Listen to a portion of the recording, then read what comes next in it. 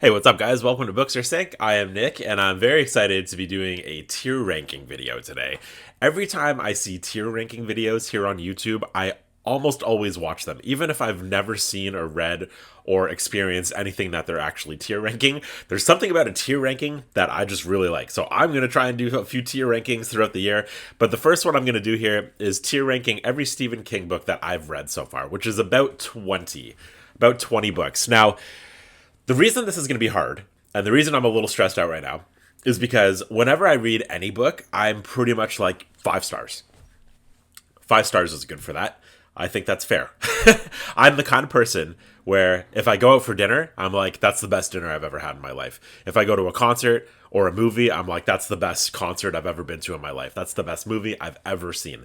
I just have that sort of brain. So anytime, especially Stephen King being like one of my favorite authors, anytime I read one of his books, I'm like, yeah, that really was the best thing that's ever been put on paper. But what I'm going to try and do here is be as judgy and honest as I possibly can. I'm going to try and rank these with my kind of, you know, Siskel and Ebert brain here. You know what I mean? Those are the movie review guys, right? Yeah. So it's gonna suck. I'm not looking forward to this, but I'm gonna try and be as honest as I can here. I've got the tiers ranked here, so we have life altering being number one, and then we have unreal, pretty great, pretty good, barf, and then the bottom five. Is the bottom five gonna fill up? I don't suspect that it will. Will there be some books down there? Yes.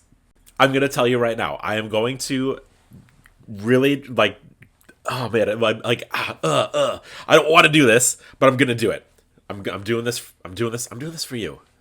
I'm doing this for you, so you can see me just squiggle in pain here. Okay, so let's just get going. Let's just get going. We are starting with an easy one, I would say, and that is The Shining. The Shining is an incredible book. It's a movie that I had always loved growing up, and then I read the book, and it's one of those few instances where I read the book and was like, wow, even though that is one of my favorite movies of all time, I like the book more. The book had more heart. The book had more substance, I think. And I just really was not expecting it to like it more than the movie, but I did. And so I'm going to put The Shining at.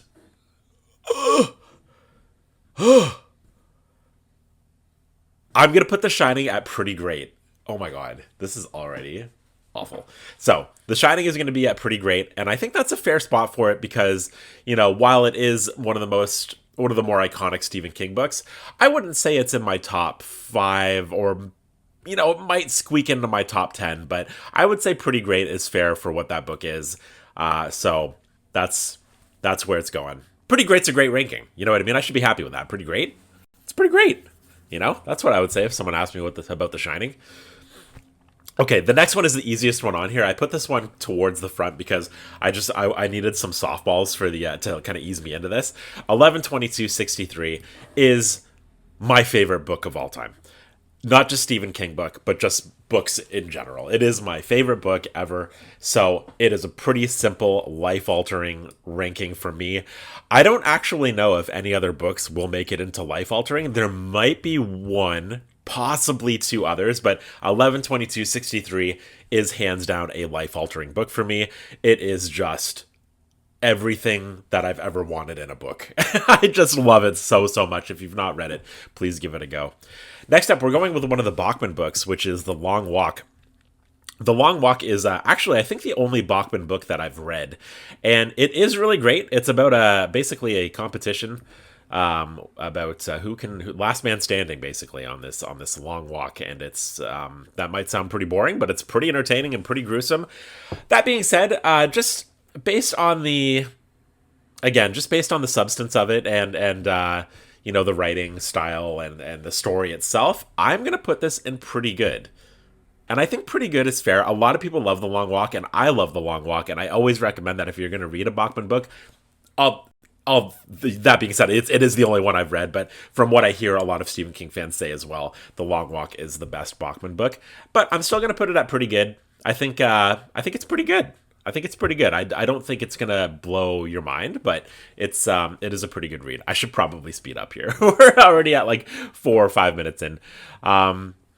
The Stand. The Stand is a book that I read actually kind of somewhat just recently, and it's a long book. Like it's up there with it in terms of length. It's very very long. I would say the audiobook is about 50 hours long. It took me a solid 3 weeks to read about that anyways, and I absolutely loved it. It was the journey that I had been preparing myself for.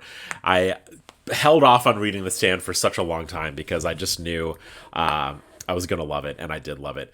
And with that being said, I'm going to put that one into Unreal. The Stand is unreal. It is everything that it's hyped up to be. It's oh man, the tension in that book is something else. I feel pretty good here. We've got 4 books in 4 different categories. I'm doing it. Okay, we're fine. We're fine. We're doing it. We're doing it. We're doing it. We're doing it. Next up, we have Cujo, which is my most recent Stephen King read. We read this for my book club. We read this for my book club.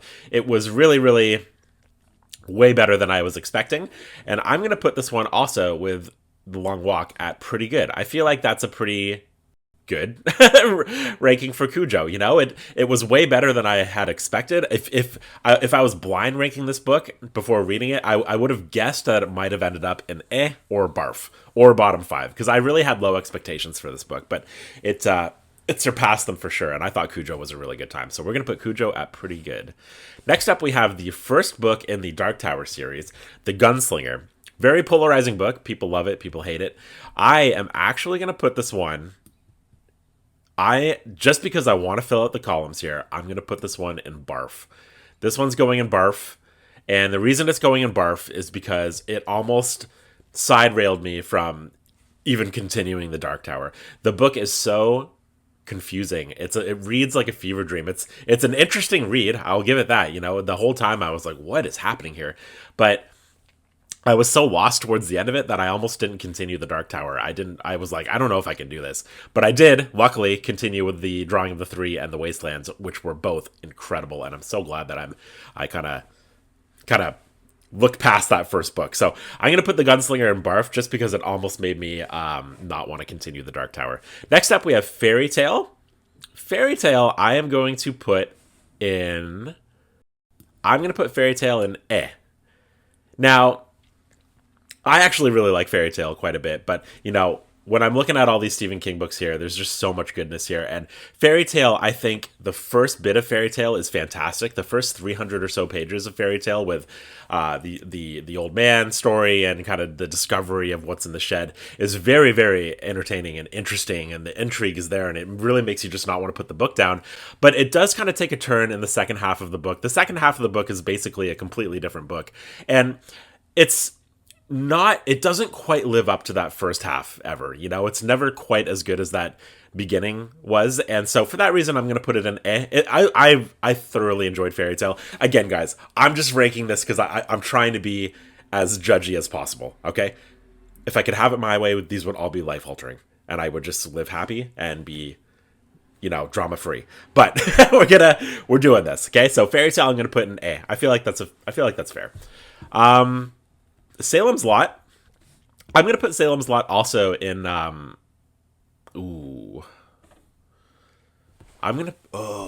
Salem's Lot is kind of a hard one. I think I'm going to put it with The Shining at pretty great. Salem's Lot was a fun read. One of the most iconic Stephen King books, and it's one of his first. Just a lot of fun vampire haunted house sort of vibes to this one. It was a bit longer than I think it needed to be, but I shouldn't say that because I do like Stephen King's kind of rambling, so I did appreciate that. But I think pretty great is a fair ranking for Salem's Lot. It's a really, really fun read for sure. Now, this is the next one. We have Pet Sematary. Pet Sematary is going in my bottom 5. I'm just kidding. Pet Sematary is one of my favorite books of all time. I actually, when I said I don't know if any other books are going to make it into life altering, this was the other book, and there's one other one actually that I was thinking of. It's going in unreal or life altering. I just don't know. Oh, do I put it up? It's like, does it go with The Stand or 1122? There's really no bad spot to put it. I'm gonna put it in life altering, just because if I think Desert Island, if I had to just grab two Stephen King books, these would be the two that I would grab. Pet Cemetery for me is the scariest Stephen King book that I've read. It just has so much going on in it that it's a book that makes you question yourself and like, what would I do in this situation? And I just really loved it. You know, I feel like Pet Cemetery, it's kind of a corny title, it's kind of a corny cover, but the book itself is just, it really is fantastic. And if you've not read Pet Cemetery, get in Pet Cemetery, because it is so good. It is so good. I feel like life altering is a fair spot for this one. All right, we have The Girl Who Loved Tom Gordon, and this one is going to go. You know, this is a book I didn't love. You know, I didn't really. I'm actually, you know what? I'm going to put this in the bottom five, just because I want to fill up every category. I'm going to put The Girl Who Loved Tom Gordon in my bottom five because I just found it really repetitive, and it's not even a very long book. You know, you could probably read that book in 3.5 hours if you're a decent reader. And I just thought, even for just such a short read, it was so repetitive, and I didn't really care about anything that happened in that entire book. The whole time I was like, ugh, come on, you know, I'm bored. So yeah, I'm gonna put that one down there. I know that's gonna bum some people out. There are some people that would say that The Girl Who Loved Tom Gordon is their favorite Stephen King book ever. And you know, this is just my opinion. Please don't hurt me. Okay, next up we have The Cycle of the Werewolf. I'm gonna put The Cycle of the Werewolf also at Barf. I'm gonna put it at Barf. Sorry, the thing keeps moving. I'm trying for that to not happen. The reason I'm going to put that at Barf is just because it's a very, very, very minimal writing actually in this book. You know, the story is kind of it is what it is. It's interesting enough, but the most fascinating thing about this book is the illustrations. The illustrations in here are so cool and so fun, and the illustrations don't really have anything to do with Stephen King's writing, so I'm gonna put that in Barf, even though I'm glad that I read it and it was kind of a fun read through. Maybe Barf is too harsh, I don't know. You know what, I think Barf is too harsh. I'm gonna put it at you know, I feel like is fair. Okay, next up we have The Eyes of the Dragon. This one's kind of a hard one because it's the most of all of Stephen King's books. This one is the most different. You know, it's just a straight up fantasy book. Sorry, that thing keeps happening. It's a straight up fantasy book, and it's so good. You know, it's like nothing Stephen King's ever read. I'm gonna put it at Pretty Great. You know, I think Pretty Great is kind of fun for that. It's one that I would definitely recommend to Stephen King readers who are looking to dive in, that are maybe coming from the fantasy world, because it is there's no funny business going on. It's just a straight up classic fantasy story that I really liked. Okay, next up we have On Writing. I loved On Writing. This is the kind of a book where the first half is about his life and his upbringing and how he got to where he is, and the second half of the book is actual just writing tips, which might sound very boring, but it is so entertaining and so interesting. And I would say if you're even sort of thinking about ever writing a book anytime in your life, it will entertain the crap out of you. It is really, really well done. I'm actually going to put On Writing at Unreal with The Stand. I love On Writing. It's the only Stephen King book that I've read twice. I've actually read it 3 times because I read it twice and I listened to it once on audiobook. I really, really like it. Now, I am in the midst of like writing, so that is probably why I've read it and twice and listened to it once, just because the tips and the advice in there are genuinely, I think, fantastic. But I would recommend that to anybody who's even, you don't even have to be a Stephen King fan. It is really well done. Okay, next up we have It. It is maybe one of the most well-known, if not the most well-known Stephen King book, because of Pennywise the Clown and the movie series that was made in the 90s and the new movie series that just came out. I believe there's another movie It series coming out somewhere. And this was just a once in a lifetime read.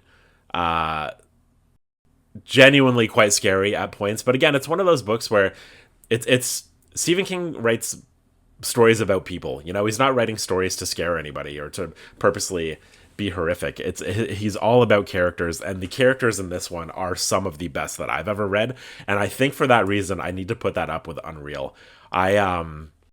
I think I'm liking that. I think Unreal is good for it. I like that. Okay, Doctor Sleep.